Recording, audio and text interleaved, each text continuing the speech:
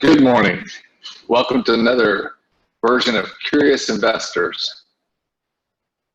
This is the disclaimer page for your safety only. If you wish to remain unidentified from a recording, please remove your name and face from the screen view right now.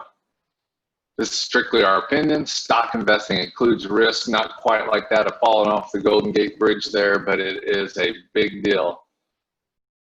Content provided at this event is for general information. No specific securities are recommended. Securities are offered through LPL Financial member FINRA and SIPC. I think we are ready to rock and roll. Hope you guys are doing well this morning.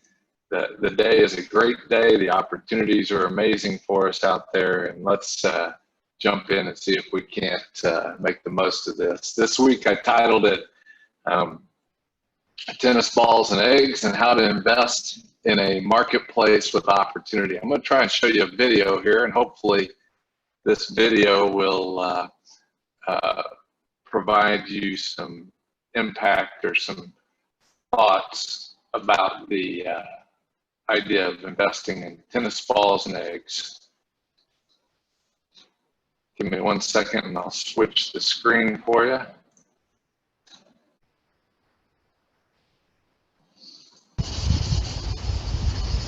Are you interested in being a good investor or an average or poor investor? That's the question. There's no guarantees in any investments, but if you study some of the most successful investors, you can learn some principles from some basic items in life from them. And what I want to point out to you today is when a market is trending one way or another, nearly 75% of those assets will trend in the same way. So if the market's going down, most stocks are going to go down. If most stocks are going up and the market's going up, most stocks are going to go up. 75% of those are going to go up. So here's what you want to look for. You want to look for stocks that tend to act more like tennis balls rather than eggs. And let me show you how this works.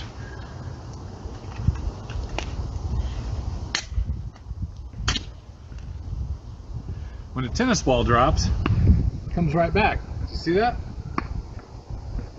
That's what we're looking for when we buy good quality stocks. We're looking for those stocks that have a personality that's going to act like a tennis ball. The problem, though, is there's a big temptation to look at the packaging of something like this and think, hey, it's grade A eggs and they're the right size, and we're just going to take those bad boys out and say, you know what could go wrong with an egg? But the problem with the egg is it doesn't have the same personality as a tennis ball. And so if you're looking to buy those stocks that drop and act like an egg, you're going to get the same results. It's not going to give you any response back. And so what we're looking for is the tennis ball rather than the eggs. And so the trend of the market's important, and whether you get tennis ball or egg response is going to be critical in your investment decision process.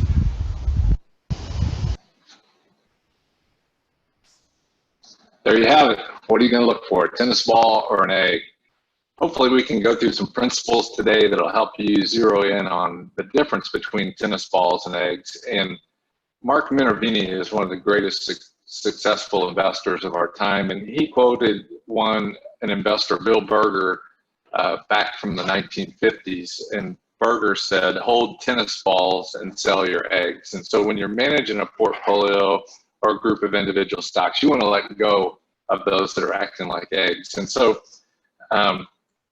let me show you some companies that might give you that feel of a tennis ball, and I'll walk you through these charts so you'll have an appreciation of what you're looking for on these. Let me share a screen again with you all.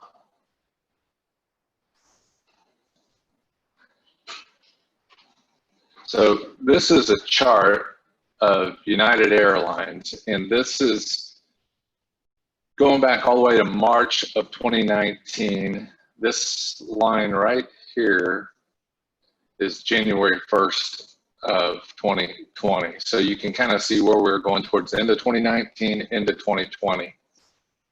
This black line right here is what we call the 200-day moving average. The 200-day moving average just takes the stock price of each of the last 200 days and builds an average price. So rather than looking at these daily blue and pinkish red lines here that are daily numbers, it gives you a smooth line that can give you a feeling for what is the trend of this stock. And the opportunity is to look also at this red line, which is 50 days average stock price. And it's a shorter term, so it gives you a flavor for how this thing's moving in the shorter term versus over the last 12 months. Now I'm going to draw on this for you. So when this market started to turn downwards back at the beginning of the year, see how that was kind of dropping through this 200-day moving average? That's generally an idea that you might have something that's acting like an egg and that you might want to start paying attention. And then when the market actually started bottoming out, this thing went much further down than the overall market. See the steep decline here? This dropped from as high as $95 a year earlier in January. Well, that's late last fourth quarter in November. It was $95 a share, dropped down to $17 right about right here. And this thing has just made no progress. That is what an egg looks like. And you can understand if you're used to paying attention to the news during the coronavirus that airplanes have all been put off to the side and they're not flying very many. If you look up in the air, you're not going to see very many airlines flying. And what that tells you is they're not going to be as profitable as they might have been a year or so ago. Let's look at another pretty obvious egg that's gone on during this particular economy. Here again, this black line right here is the 200-day moving average, and this is the 50-day moving average right there. You generally want to pay close attention to those things because you'd rather have stocks that are trading above both the 200 and the 50-day. And this one started to try to do that, but then it did the same thing in January and February as it started to tank, and then the coronavirus thing dropped it from $52 a share down to about $7.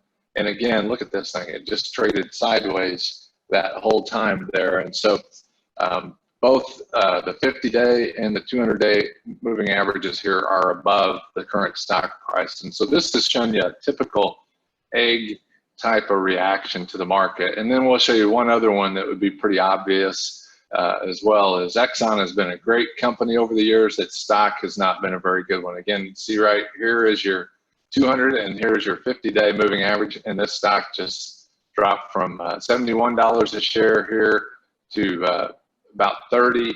It tried to act like a tennis ball a little bit and then gave up the ghost, and it's just a tennis ball type stock.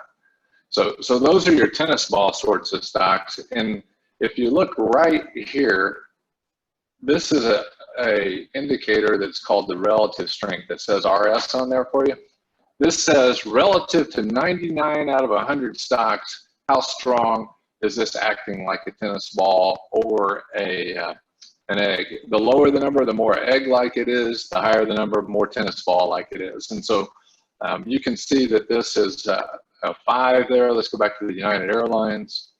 It's a 14, and Carnival is a 6. And those are very low numbers out of 99. So I wouldn't be that excited about those stocks right now. That doesn't mean that they won't do something in the future. It just means today they're not a good option to really get too excited about. But let's look at something else that was affected by the coronavirus.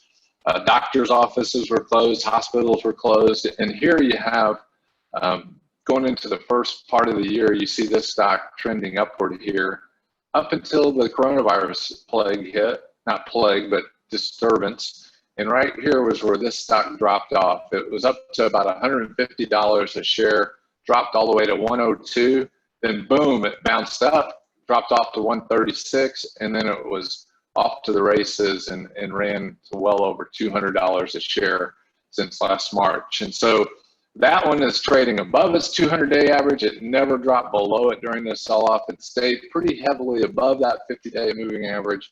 And look at that relative strength there. That's a 95. That's pretty strong tennis ball type action. So you can maybe guess that if you're going to a doctor's office with a Zoom meeting like this, that it's probably been pretty successful in the last few months. Shopify is an alternative to Amazon. Again, here's the market beginning to drop. Last winter, bottomed out at 305 there, started to act like tennis ball, gave it back a little bit, and then boom, off to the races Shopify went from a low of $305 to over $1,100 a share today. Again, it's got a relative strength of 96, well above its 200-day moving average. It tested it over here, but again, it showed great tennis ball action. And so that's Shopify, and that's a second tennis ball one. And then this one, most of us are familiar with. It's been kind of one of the leaders in the market, and this one is Zoom, which we're on right now.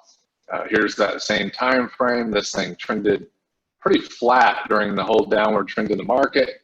Bottomed out, I think, around I don't know, 110 or something. Rallied to 164, gave back that to 108. Rallied to 181, dropped a little bit, and then it was off to the races. As you can see here, this thing has given you a pure tennis ball reaction to this market, and has been very rich to investors who are willing to look for tennis balls rather than the eggs out there. I would say that those examples are probably some worth considering. Definitely not investing, but is in those today because they're very volatile stocks, and they can sure chew you up and spit you out if you're not accustomed to investing in those sorts of stocks. And so what I would tell you is that when you're looking for tennis balls and egg type activity, you might consider something like the loop that goes around the city of Indianapolis. It's called 465. It's got 3 lanes going in each direction at any one point in time. You want to get off of those lanes that are stopped. If you find where there's road construction, or you see there's an automobile accident, it's closed down that lane completely. That's an egg-like situation, and you're going to just sit there, and that's what's going to happen with some of those stocks that we looked at earlier. It appears to be what's happening. There's no guarantees that that's going to happen. But if you get into the other side and go the other direction where the traffic's moving just ordinarily, the speed limit might be an example of just ordinary action that you would see in the regular marketplace and the indices that are out there. The relative strength just tells you how much faster than the market or slower than the market are those particular stocks moving out there. And so if you go into those 3 lanes, the left-hand lane is the fast lane, the middle lane is supposed to be a little bit slower, and then the right-hand lane is for those that are moving at a pretty slow pace. And so your lower relative strengths are going to be on that inside lane, and your faster moving stocks with higher relative strengths are going to be on that outside lane. And keep in mind, the faster that you go, often that's going to be the riskier situation you're going to have. And so as you look towards investing and you're considering things, keep in mind what stocks are the tennis balls out there that day that you're investing or that season that you're investing, and which ones are the eggs that are just sitting there and not doing anything. Because you want to sort through, and if you can do that, I think you're going to find some really great opportunities. And let's take one more look before I let y'all go for the day. Let's look at these in a different way. The stocks that you look at up here on the screen, we have weekly and monthly charts. And if Zoom's a relatively new stock, so if I show you the weekly, you can see this thing looks like a rocket ship taking off. And that's what makes these more risky, is the angle for which these stocks go up tends to be the same angle once they finally peaked out that they come down. You see that right over here. This went up at this angle and came back down at that angle right there. And so that's the risk with investing in these and not being aware of what you're really doing. But let's look at United Airlines real quick on the same way. See how this weekly going all the way back to 2014, this thing has just not set the world on fire. It's traded in a range right about right here, and it's a gradual incline, but when it started giving all that back up, it just doesn't look healthy at all. You can see the same thing with ExxonMobil. Exxon on a weekly basis, and you look at the history of the stock chart, has been pointing itself downward for quite a while.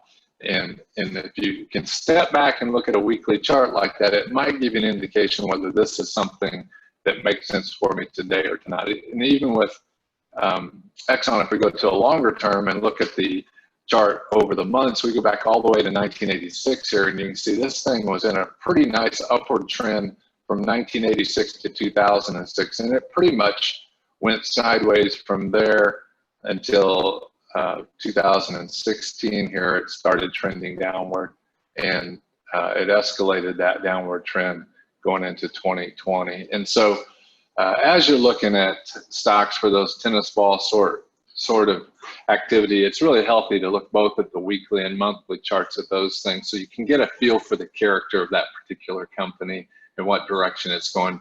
Ordinarily, the direction of the stock price is going to give you a feel for the profitability of the company, and that's what really drives investors into a stock, is the profitability. Hope this has been helpful for you today. I hope you have a spectacular day, and feel free to reach out to us with any questions you might have. Take care.